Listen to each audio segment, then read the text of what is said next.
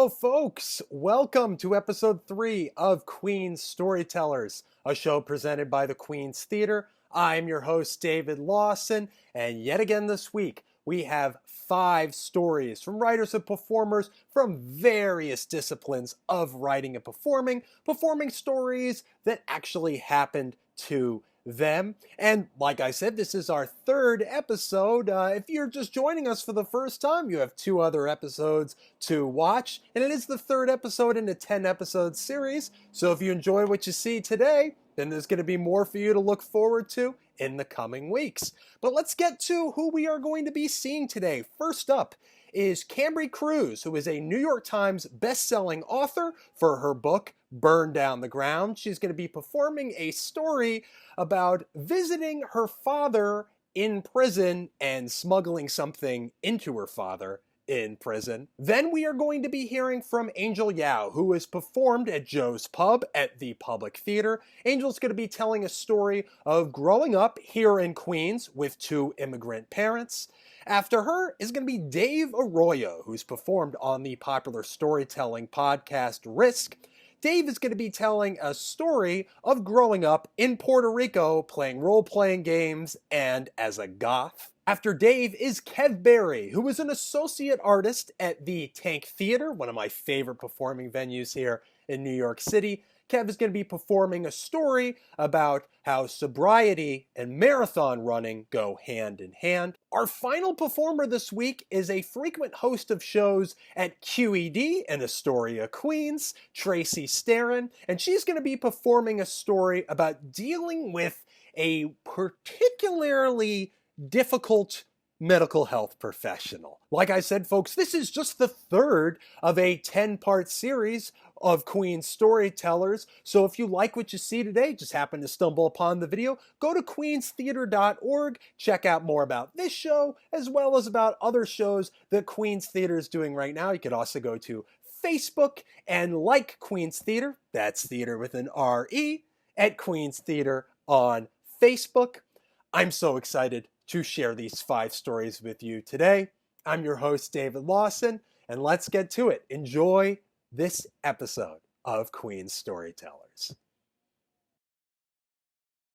Hi, how you doing? Before I tell you my story, I do want to give you a fun little fact.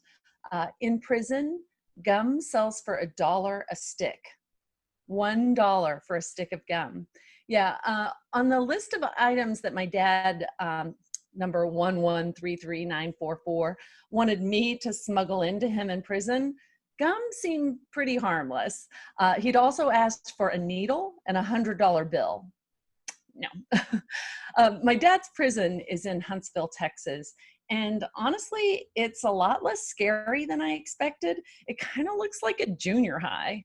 It's just this drab institution, you know, it's covered in barbed wire, of course, but there's hall monitors instead of that. They've got armed guards, a warden instead of a principal, but everybody is really nice, like in that stereotypical Texas friendly way.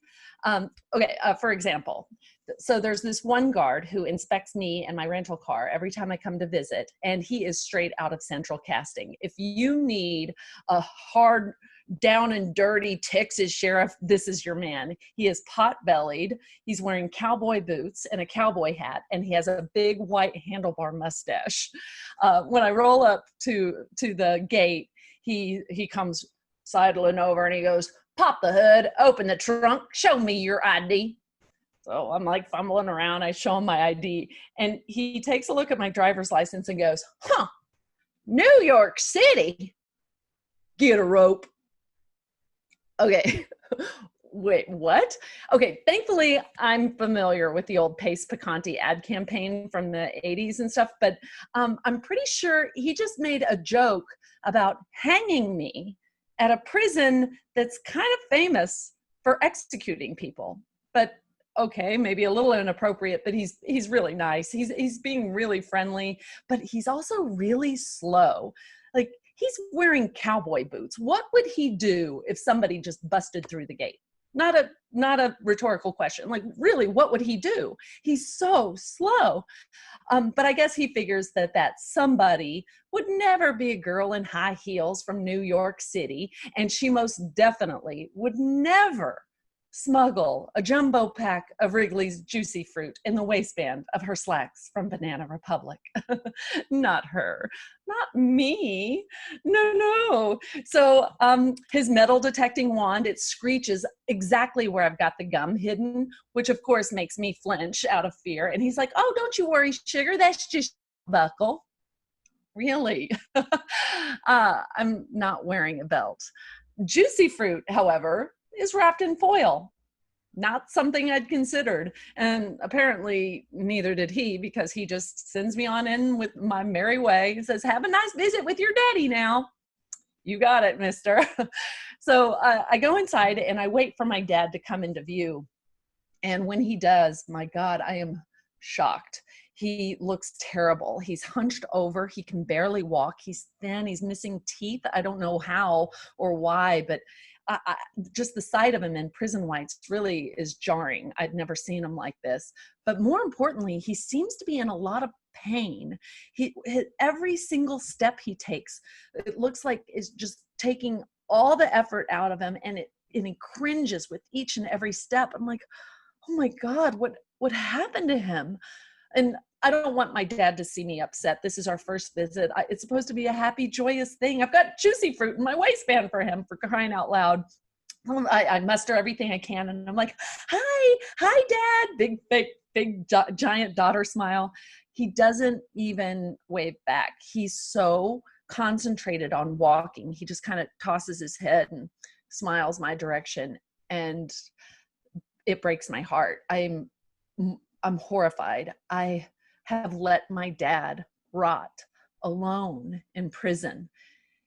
And the emotions start to overtake me, and I'm trying not to cry, but the biggest, fattest tears are welling up in my eyes. And that's when my dad drops the charades. He stands up perfectly upright and starts dancing a jig. Hey, see what happens if you don't visit me more? I'm an old man. And then he starts walking. Trademark strut, just cockiness dripping from every pore. Yeah, my dad, who is in jail, is deaf and a prankster. He really got me. He got me with that one. Good job, Dad, you jerk. We give each other a hug, not a long one, no touching. Oh God, I'm so nervous, and I'm like flinching and just shaking and freaking out. But soon we settle into our conversation, where we get seated at a table, and we just kind of just start talking about normal everyday stuff, and we're laughing and sharing stories, and I'm like, oh, this is really nice. I'm really glad I did this. And after a while, I noticed that there's a new tattoo on my dad's arm, a new one. Like, Dad, where'd you get that? This tattoo? He's like, oh, this? A boy in the textile mill gave it to me for my 60th birthday. Really? His 60th birthday, huh? It's a Tasmanian devil doing the I love you signs with his tongue sticking out. Like, wow. Good choice. Real mature, Dad. 60th birthday. Okay, whatever. But, oh, hey, speaking of birthdays, I have a surprise for you. I have,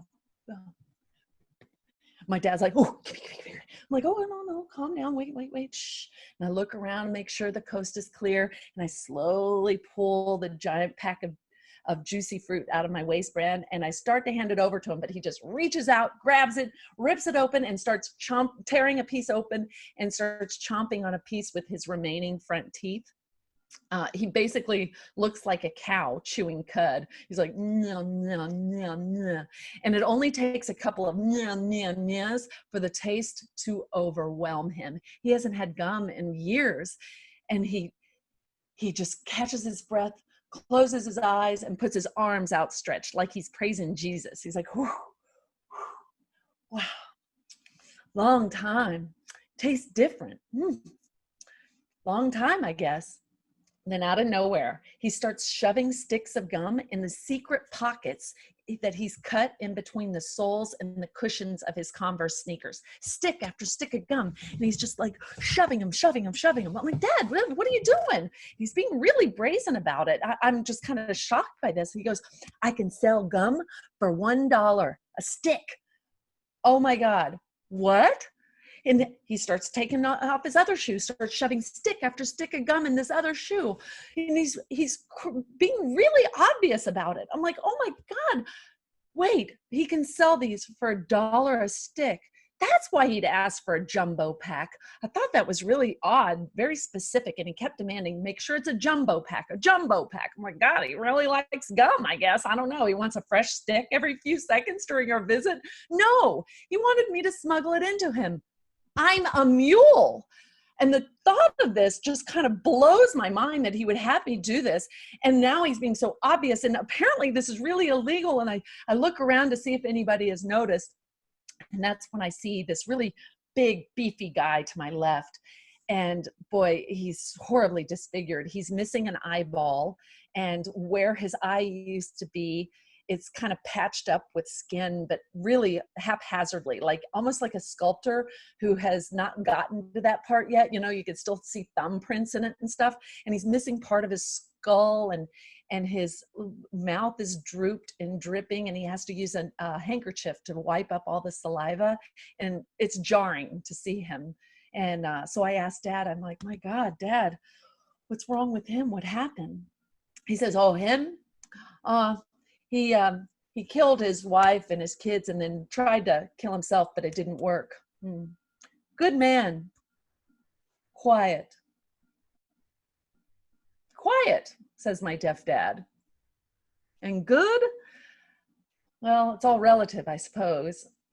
See, my dad, he's in prison for trying to kill his girlfriend. So, of course, this disfigured murderer is a good man in my dad's eyes, because if he's not, what does that say about Dad? Judge not, lest ye be judged. It's kind of the main principle of operation on the inside.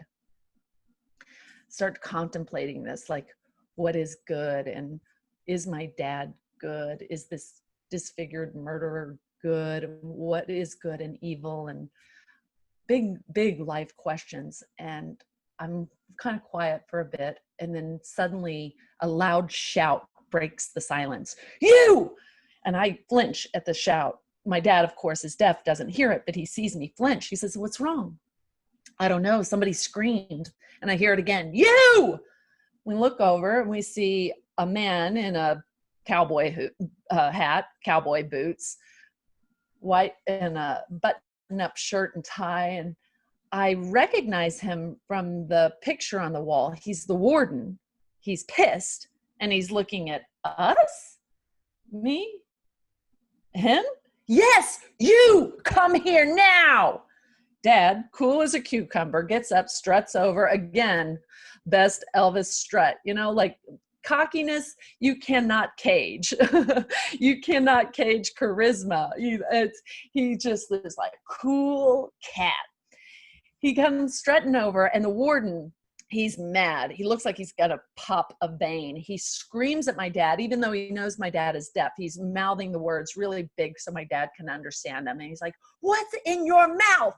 Dad opens his mouth and shows a wad of chewed gum on his tongue. It's like, where did you get that? Dad, without hesitation, points right to me. He rats me out quicker than a wink. No hesitation. I'm sitting over here like, oh my God, I can't believe this. A warden looks over at me and I'm like, oh, okay. He doesn't know me. So I just pretend like I'm deaf. I'm like, what's wrong? What happened? What's wrong? And then the warden, he just makes my dad spit the gum out. My dad comes strutting back over, and now I am horrified. I know that Dad has gum hidden in his shoes, and then he's got a strip search after this visit. They strip search them before and after every visit precisely to find this kind of stuff. I'm going to get in trouble, I think. I don't know. What have I done? And I'm trying to calm myself down, and I grab my Dr. Pepper, but I'm shaking so much. I wish this were an exaggeration. I was shaking this badly that it just like dribbles all down the front of my shirt. My dad notices. He's like, what's wrong? You shaking? You scared? Pussy. Oh, yeah, pussy. Yes, I'm shaking. Yes, I am scared. And yeah, I guess that makes me a pussy. But you know what else I am? Free.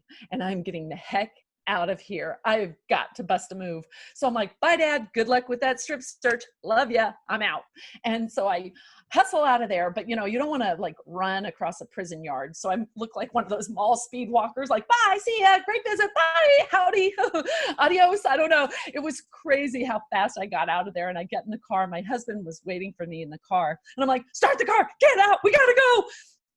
And we fly out of there. And now my dad, he's got the strip search. I don't know how it went because he's deaf. We can't have phone conversations. So I just have to wait for the next time I get a letter from him. Finally, a couple weeks later, I get a letter. It says, surprise, I still have the gum. I kept some for myself. I sold some others and I paid off some debt. He paid off debt. He's got debt in prison. He goes, okay, now next time I want you to sneak in a Dairy Queen cheeseburger. What? A cheeseburger? Where am I going to hide that? Thank you. I'm Cambrie Cruz. Thank you. Thanks, Queens Theater, and thanks, David Lawson. So I was eating dim sum with my parents one day in Flushing, Queens, and the waiter brought us a plate of fried rice. And my dad asked if I ordered it, and I was like, no. But I was like, it's okay. I love fried rice. You know, I love rice. I'll eat it. I'm sure it's a little bit pedestrian, but it's okay. It's okay. But my dad flagged the waiter down, and he was like, excuse me, she said Tao fun, not Tao fun. And the waiter was like, she's a joke saying, I don't understand what she's saying. So I grew up being called a joksing, which is Cantonese slang, meaning Asian, meaning American-born Chinese, ABC. And it really kind of means, you know, like a Chinese American who doesn't really understand their own Chinese language or culture or values. It means like a bad Asian. And I kind of hate it. So my dad is from Guangdong, China, and my mom is from Hong Kong, China, and I am from Howard Beach, Queens, New York. If you don't know Howard Beach, Queens, it's kind of like the New Jersey of Queens. So my parents talked to me in Cantonese growing up. They figured I would pick up English really quick with school and TV, like The Price is Right. And, you know, I just watch TV all the time. I don't really remember nursery school, but I do remember kindergarten, and it was pretty much like this. I have a picture of myself the first day of kindergarten, and I looked like that. As you can see, just really scared. But that I really missed that outfit. And I remember they handed like a worksheet, and I didn't know what to do with it. So I just started coloring it because I was like, at least I'm doing something. So that was kind of my experience in like school. I was kind of trying to figure out what I'm supposed to do without like putting too much attention on myself.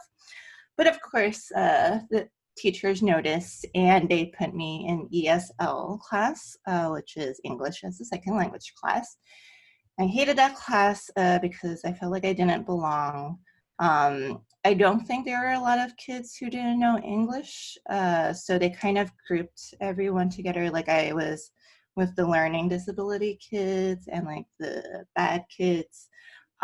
They kind of put like all the misfits in one classroom. And I was like, I don't belong. I just don't understand words coming out of people's mouths. And then I was like, okay, maybe I do belong. At the same time, my parents took me to Chinese school, and I could say every kid in the US hates Chinese school. It was every Sunday. so I don't have a weekend. And I know how to speak and understand Chinese, but writing and reading is a whole different beast. It's mostly about memorization, which, I can't. There's no alphabet. There's not even tenses. So you would have to know that a checkered box wearing a hat with 4 dots underneath means fish. And I just really wanted to get out of both language classes because I just want to be normal. I wanted to keep painting my leprechaun mask during normal class without being pulled out to the ESL class. And, I want to watch football on Sundays. That's what people do, right? Normal people. And then by the time I was 6 or 7, I had to take Chinese final and my ESL final to see where I would go. So for my Chinese test, I had to recite a passage. And at this point, I had, trouble memorizing. It was just like too much.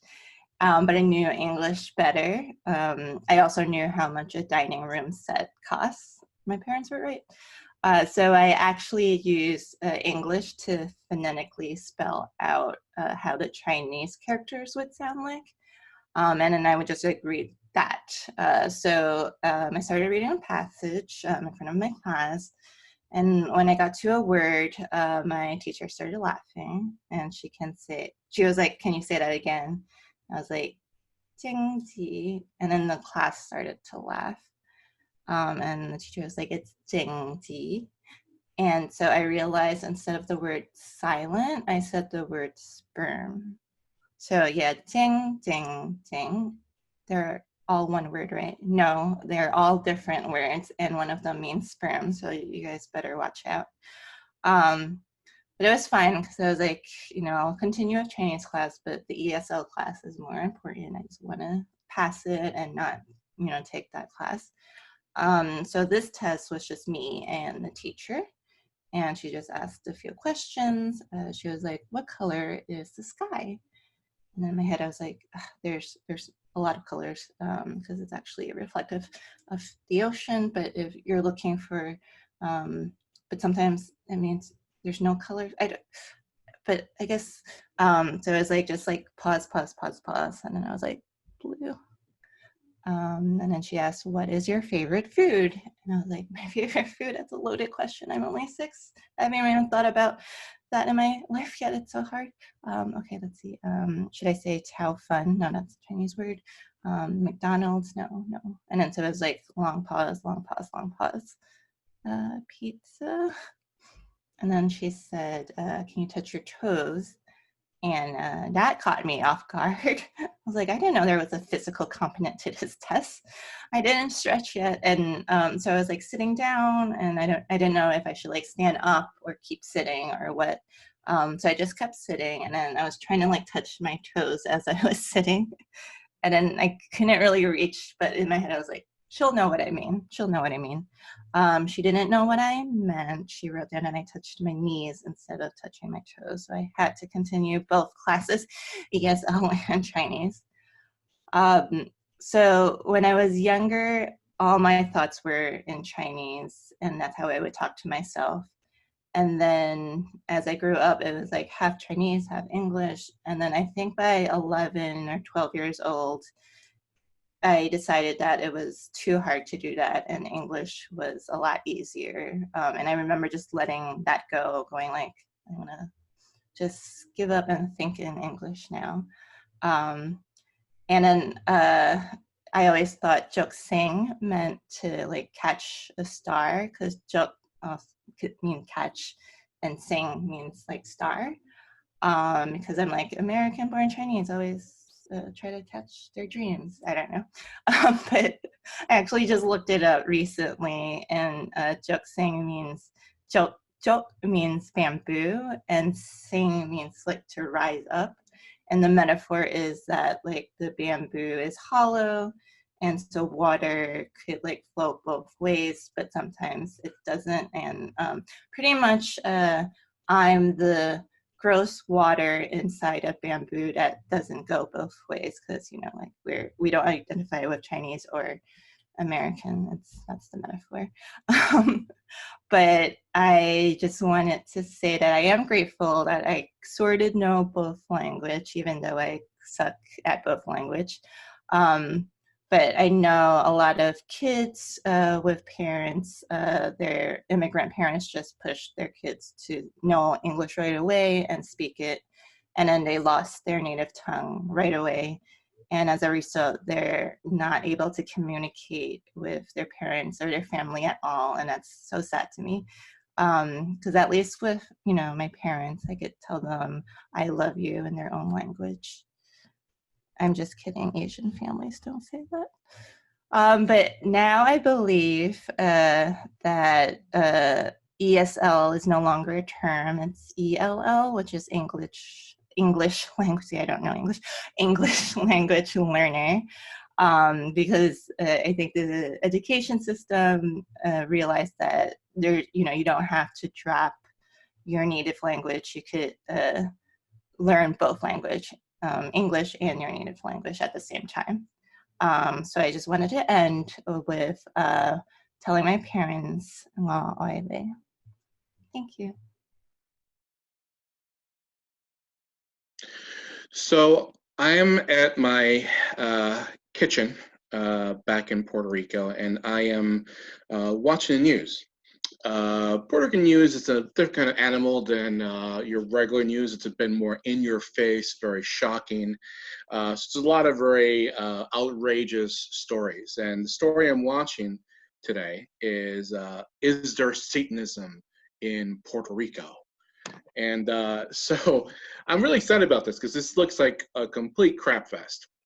And suddenly there's this reporter, and she has this microphone in front of these teenagers' faces, and these teenagers are basically dressed in black. They have ankhs, all like Celtic crosses, and they have like eyeliner and stuff like that. So they're clearly goth, which I find very strange because I haven't seen any goth in Puerto Rico. I heard about it in the news, but I didn't really see anything like that in Puerto Rico as of this time. And so the reporters going like, "Are you Satanists?" Blah blah, and they're saying, "No, we're not Satanists." And then suddenly she goes, "Well, why do you dress this way? What happened?" And as they start to talk, I realize that I think I may have caused Satanism in Puerto Rico.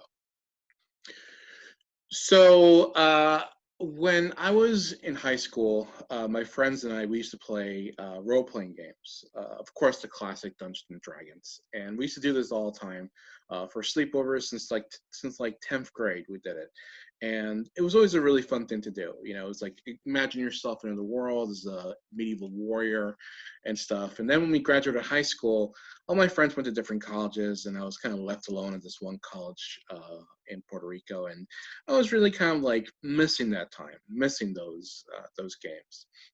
And at the time, there was this TV show called Kindred the Embraced, which is basically a TV show about these vampires who ruled the underworld and manipulated mankind from the shadows. And it was an awesome show. Of course, it got canceled after one season. So once that show got canceled, I actually found out it was actually based on a role-playing game called Masquerade, Vampire the Masquerade. And so, of course, I buy all the books and I start reading them, and I'm really into it, and I start writing out stories. Because at the time, since I had no one to play with, there was not really much I could do but just write stories. So I figured maybe one day I'll be a DM, a dungeon master, the god in this world who creates the villains, who creates the problems our heroes encounter. And so I was like I was in the cafeteria in college, and I was writing down my notes, and I'm like reading the books, and suddenly I feel a tap on my shoulder. And I turn around, and it's this guy called Alexis. Now, Alexis was a very frightening guy. He was this big bodybuilder. He had like long hair, and he was like really mysterious on the campus. There were rumors that he was involved in a fight club. So immediately I look at him, and immediately my butt just tightens because I'm like scared he's gonna kill me. And he points at the books. He goes, "What is this?" And I go, "Oh, and before I can answer, he goes, "Is that role playing books?" And I go, "Yeah." And he goes, "Well, what game is this?" And I go, "Oh, it's called Vampire the Masquerade," and I explain what's it about. And he goes, "Okay, 2 weeks you come into my house, we're playing the game." And I'm like, "What?" And next thing I know, he's just walking away, you know. So I'm just thinking to myself, what have I got myself into? And sure enough, 2 weeks later, I'm at Alexis's kitchen table and surrounded by three of his friends, and we're playing Dungeons and Dragons. I'm the game master, I'm the dungeon master, and I am now playing this games with three complete strangers. And suddenly, in about a week, those three people turn into five, and then a week later those five turn into eight, and then another week later they turn to 12, and then eventually got to the point where we were like playing like almost like 20 people playing this game. And word got around, my phone number got leaked, and suddenly I started getting phone calls from all across the island, like 3 hours away, of people begging me to be off the wait list, because we actually had to create a wait list at this point. So we had people, wanted to be in the game, begging me to put them on the top of the wait list, and it was a very weird experience. Now you would probably think, oh, this is awesome, everybody wants to hang out with you. You gotta understand, these were geeks, these were weirdos and thugs. These are not the type of people you want to have around your kitchen table. But I really didn't have much of a choice. I was kind of, by that point I was locked into the game, and I was really encountering some very strange characters. There was Jalen. Jalen, whose real name was Pedro, was this bit of an overweight guy, and he walked around the campus with a katana sword, and every time you talked to him, he would go, "Namaste." Which I don't think that's how that works. But he was really into the game. He played Aconite, a vampire assassin. Then there was this girl named Monica. Monica was an aspiring actress. She played a character called Raven from the Toreador clan. It's basically kind of like a Lestat Vampire the Masquerade kind of vampire. And she was a very method actress. So when we were playing the game, even throughout the breaks, we had to call her Raven. We couldn't speak to her as Monica until the game was over, and it was probably normally around about the day afterwards when we could actually talk to Monica. So it started to get to the point where it then started to get out of hand. Monica decided to dress up as Raven, and all the other characters, as I like to call them, dressed up like they're players. So I had now people dressed as vampires come into my home, and you can imagine the neighbors' reactions when they see people with fake fans coming into your home. So one day, and I'm just so tired of the game. I'm tired of like playing this week after week after week. I'm thinking to myself, I got into college to change the world, to make an impact on society, and all I was doing is just playing this stupid game. But I couldn't quit. Alexis wouldn't let me quit. Everybody felt like they were putting this pressure on me to continue the game. So one day we're playing the game, and the characters are meeting at Raven's nightclub. Raven had a nightclub, and as they leave the nightclub, I think to myself, you know what? If I'm gonna play this game, and I have to play the game, I'm gonna have some fun. So at that point, once the characters left the club, I had other people go into the club, and it turned out they were suicide bombers, and they blew up Raven's club. Once I blew up the club,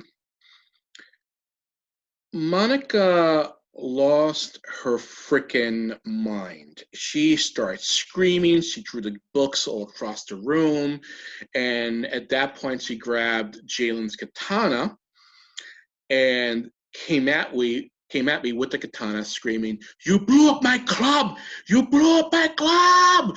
And I start running through the apartment, trying to find myself to safety. And you can imagine just this like 5'6" girl with a katana just like going, "Ah!"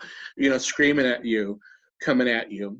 And finally I head to my room and I try to close the door, and I don't have enough time to close it all the way when she just shoves the door open. I fall in the bed, and next thing you know, I have a katana to my neck. And at that point, I'm thinking two thoughts. One, I'm oddly aroused. And two, this game is now over. And they yank her off of me, and I tell everybody to get out, and they're saying, "David, we're so sorry." And I'm like, "No, it's over. Don't ever call me again. I do not want to do this game ever again." And they reluctantly leave. And after a few weeks of them begging, they finally get the hint, and they stop calling me. At that point, from my understanding, they got a new game master and started doing the game in the city of Old San Juan in their cemetery. So they were doing role-playing games in a cemetery at night dressed as vampires. The locals started calling them los vampiritos, the little vampires. So now in my living room, I'm trying to clean up the soda that I just dropped on the floor while watching TV. And the reporter is still asking them where they got this idea to dress up as goth. And they're explaining the whole goth movement, how they feel like themselves, blah, blah. But she's not letting this go. And finally, it's just breakdowns that say, well, our brothers and sisters, they used to play this game in Old San Juan. They would dress up as vampires, and they would play these games, and we used to go with them, and then we started dressing like them, and just realized, hey, we really like doing this, and our friends started doing this, and now we're goth. And I realized that I am now the goth father. I have created goth in Puerto Rico. I am responsible for this. And it's funny because I think back now, and I think back about how I was always thinking how I wanted to change the world, and I wanted to make an impact on society, and I wasn't going to do it with role-playing games. And it turns out the way I did it was to play a stupid game. Thanks. So in a few weeks, I'm going to be a year sober from alcohol and just about 3 months sober from smoking weed. July 1st, the day after Pride last year, after Pride Sunday, is going to be the anniversary of my quitting alcohol. And the weed date, I don't know, because it started just as quarantine was beginning, when we were all floating through our existences in a haze of terror that we might die at any minute. And I've learned a couple of things over the course of my first year without alcohol, and there have been a few things that are essential to maintaining my sobriety. Radical honesty about it in an online space like this, and on my Twitter and on my Facebook and on my Instagram. A ton of seltzer. A ton of seltzers. It's all I drink besides coffee, pretty much. And an unfathomable amount of Ben & Jerry's ice cream, be it fish food or American Dream or late night snack or chocolate therapy, and physical fitness. In high school, I was a chubby kid. I wasn't athletically motivated or anything. I was on the speech and debate team. I was doing community theater, but I was not, the hot soccer star that everyone wanted to make out with. And in my freshman year of college, I gained the freshman 50, freshman 50. And I came home that spring, and I got in a big fight with my dad about the way I looked. I obviously wasn't very happy about the way I looked because I had gained a lot of weight. And my dad and I had this big fight about it, about how much weight I'd gained. And immediately after that fight, I pulled on my sneakers and I went out on my first run. And I became obsessed with running, and running came and went with my busy schedule over the course of the rest of my college career. I would run when I had time. I would run on the treadmill in the basement of my dorms when I had time. And my senior thesis was a dance-heavy show I choreographed, so I was in the best shape of my life while running and doing the Charleston for 6 or 7 hours every day in rehearsal and development with my co-choreographer. After college, I stuck with it as I could, but I was commuting in and out of the city from Long Island to my first job, and I ran as much as I could. And then when I moved to the city, I started running, getting back into running again. And over the course of all of this, my drinking problem developed. I'm not going to really go into too much detail about that, but it reached a breaking point, which I'll get to in a minute. And then just over a year ago, while I was performing in a show, one of my castmates introduced me to SoulCycle, where she worked. And she took me to my first class, and I fell in love and I was hooked. And since she worked there, and since a bunch of my other friends worked there, I would ride for free every time I took class. So I was able to commit to this class that I loved because I was able to afford its personal cost of $0. And during that show was also when I began to realize how dark my drinking problem had become, drinking with the cast until the late hours of the night after every show, including until 8 a.m. on our closing night. And over the next few months, I would drink my heart out at night as I began to lose control of my drinking. But I would justify it. I would say it's okay. I would say it's okay in my head. I would make it okay. I would convince myself that it was okay because I was riding at SoulCycle 4 or 5 times a week and running a few times a week on top of that. And then when my drinking reached its breaking point at the end of June 2019, SoulCycle and running became not only ways to stay in shape physically, but they also became meditative practices where I would spend the workouts checking in with myself about how I was doing on this journey with sobriety.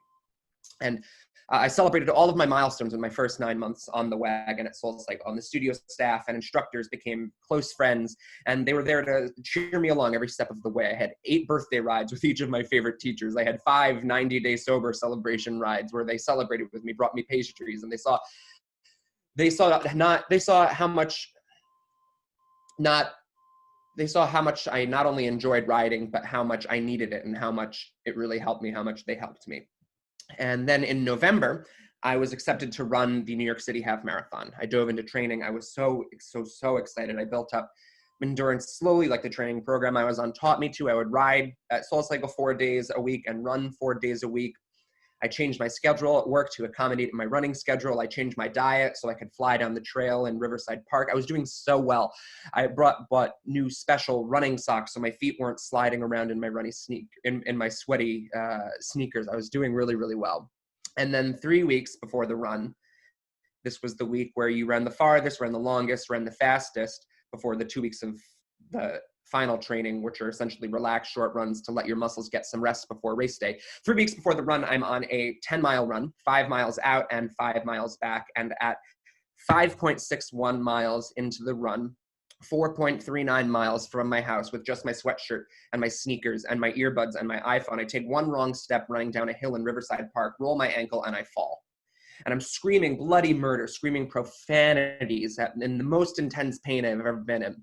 Not a single person stopped to ask me if I was okay. I hobbled to my friend's parents' apartment who lived nearby to see if they were home. They weren't. They were at their house in Vermont.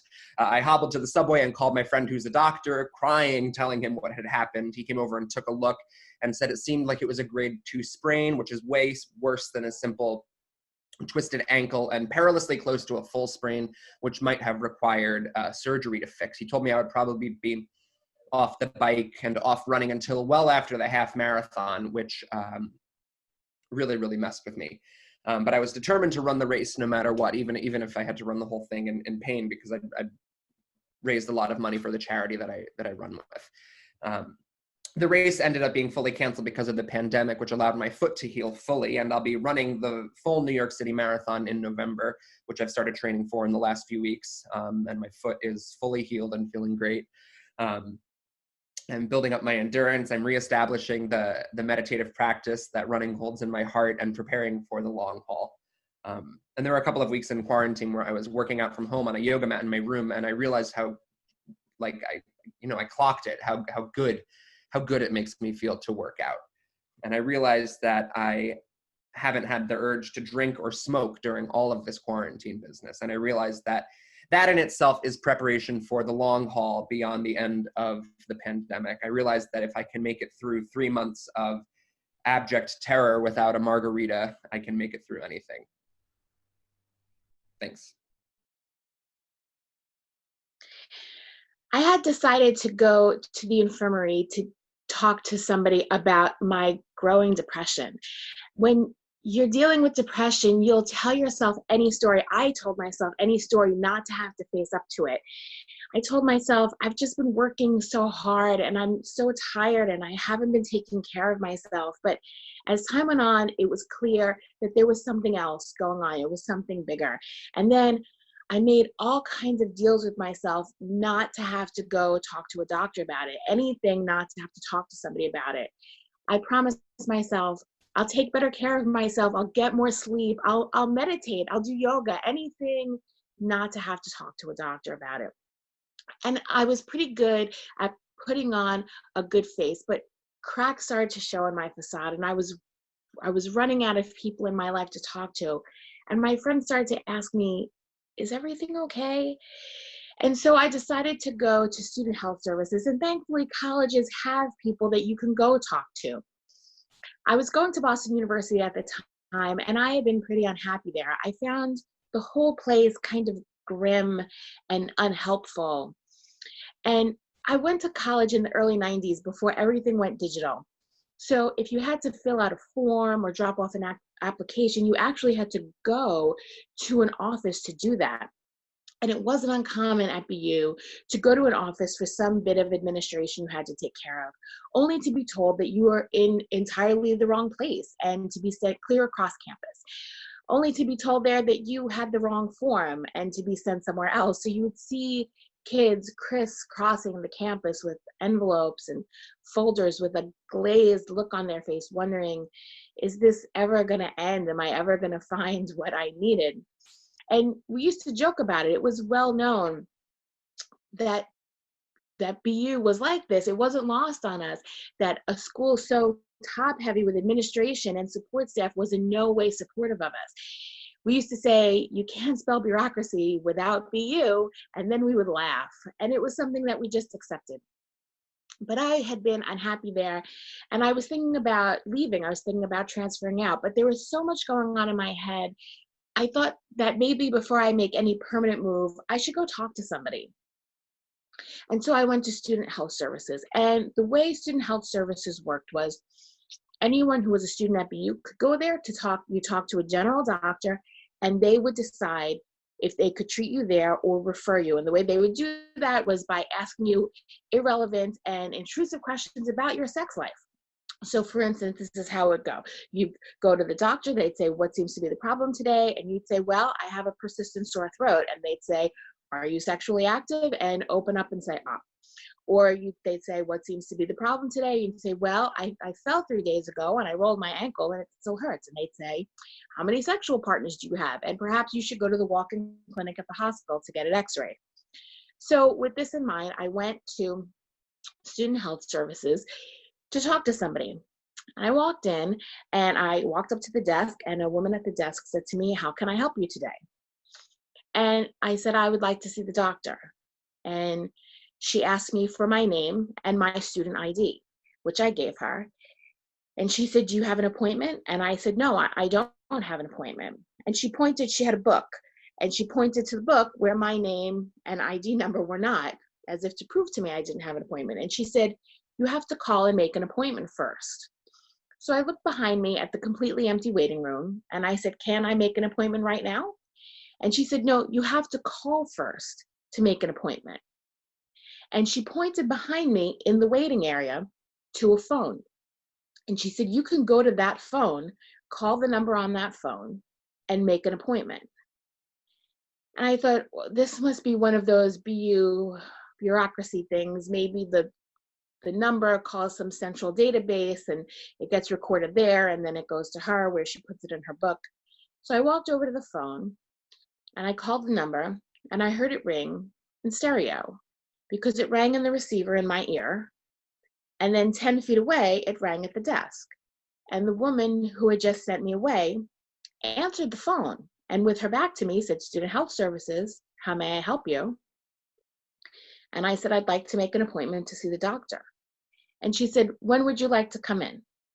And I said, as early as possible, please. And she said, well, we have something early next week. Can you come in early next week?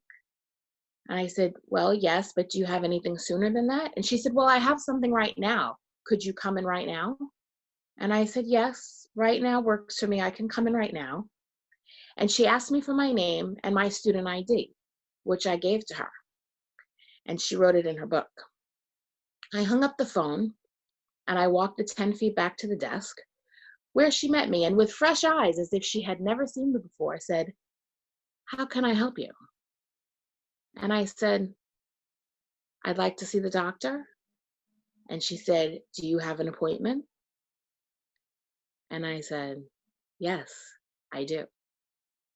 And she asked me for my name and my student ID, which I gave her. And she pointed in the appointment book as if to say, there it is.